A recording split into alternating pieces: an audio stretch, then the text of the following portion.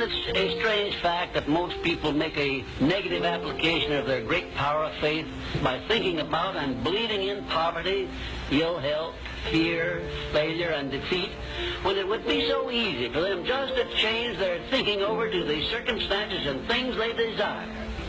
Now let me give you a description of the one thing which represents the main difference between a successful person and a failure. Please listen carefully and think for yourself as I speak, because failure to recognize the truth I am about to give you is the starting point of most failures.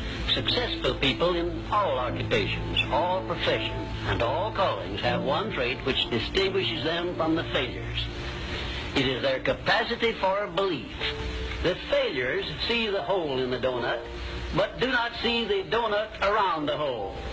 The successes see the hole also, but they see the donut around the hole. Thomas A. Edison believed that he could perfect an incandescent electric lamp, and despite the fact that he failed over 10,000 times before he was crowned with success, he made his belief uncover the secret for which he was searching. Give one guess as to how many times the average person must fail before he quits. Fails because of the lack of capacity for belief. How many times can you meet with defeat before you give up the ghost and quit? Henry Ford believed he could build a self-propelled vehicle which would take the place of the horse and buggy.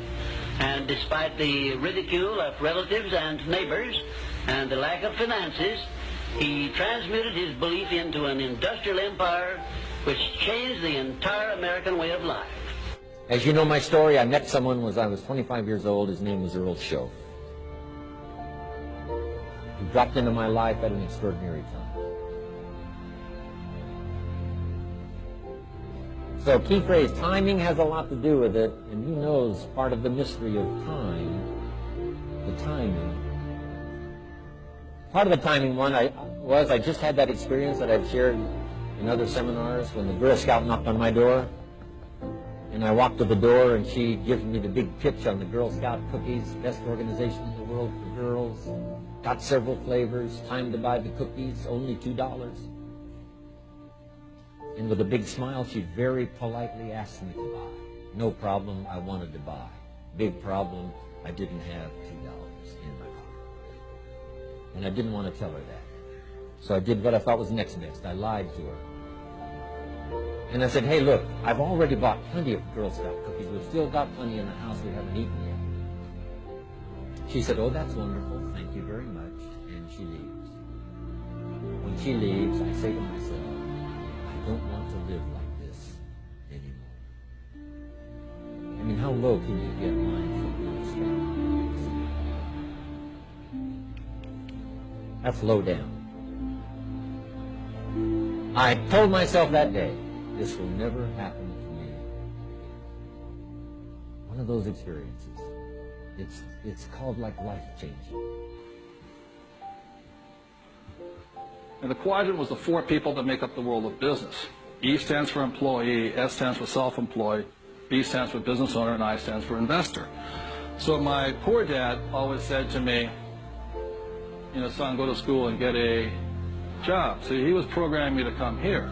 But I kept saying, but I want to be rich. My mother says, yeah, don't listen to your dad. My mother was a nurse. She says, if you really want to be rich, you should become a doctor. They make a lot of money. So my mother was saying become, you know, specialist, self-employed, or small business owner, independent.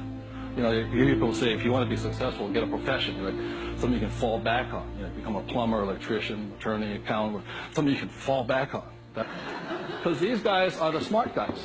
You know, these are the people that become doctors, lawyers, accountants, and they're really the brains of the class. My rich dad said to me, you know, Robert, you make a lousy employee. You can't follow orders. You don't like sitting still. And you're not very smart. I said, right. He says, you'd be very good over here. But these guys aren't that smart. And that's the truth. That's why some of the richest people on earth are over here, because they're not smart. But they know how to surround themselves with smart people. And that's one of the biggest differences. If your standard is you're an athlete, then there's a certain amount of strength, a muscle tone, and energy that's available in your body on a regular basis because that's who you are. And so you do whatever's necessary to maintain that identity. Again, the strongest force in the human personality is this need to stay consistent with how we define ourselves. Because if you don't know who you are, you wouldn't know how to act. Once you lock in on that identity, your brain finds a way to keep you there. If you say, man, I'm overweight, I've always been overweight, I'm big boned, and that's the story you got, then you're going to always find a way to get back there. That's your settling point. That's your identity. That's where things lock in.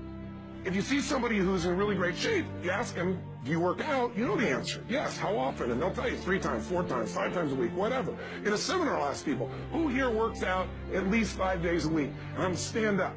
And you look around that room, and you know that they work out 5 times a week because you can see their body. You don't just get a result without some kind of action, without some form of ritual. Ritual meaning actions you do consistently. Now, do you think those people that are out there working out 5 days a week, do they have more time than you do? Or I have, or anybody else? Of course not. Is their life less busy? Of course not. It's just a must for them. They must work out that way, and they've made that turn, their life changed. So I'm not saying you have to work out 5 days a week. I'm just saying whatever you really want, wants don't get met consistently. Standards do. Whatever you identify, this is who I am. And so it's not so much about changing your identity as there's expanding it. Deciding that, instead of your goal is to lose 10 pounds, which is not compelling, what if your vision was to get back to my fighting weight? This year, this month, this next 90 days, I'm going to transform my body. I'm going to take on a new challenge. I'm going to find some technique or strategy, there's a million of them, that can reframe myself where I want to feel younger, stronger, more vibrant than ever before. Here's my reasons. Because I want the energy to really make my life work. Because it's tough out there, and I want to be stronger than I've ever been before. I want to go in front of the mirror, and if I'm naked, not, want to laugh. I want to look there and take a good look and go, yeah, I'm proud of whatever I see there. Whatever it takes, something's going to make you laugh, smile, something that's going to tease yourself, but something's going to move you to another level. If you identify yourself in a new way, and you own that every day, and that becomes the standard how you live, you'll find the way to make that standard real. Money's the same way. Think about it. It doesn't matter what's happening, quote unquote, in the marketplace. People that make money find a way to make money no matter what, don't they? I mean, most people's standard is to pay their bills. So that's what most people find a way to do, even when economic times get tough. Most people, if that's their absolute standard, they find a way. Some people's standard is pay their bills most of the time. And so most of the time they do. Some people's standard is not just to pay their bills, but to take care of their family and maybe even some of their friends. And they find a way. In fact, some people may be in a family where they don't have enough money. They barely have money to pay their bills. They work their guts out.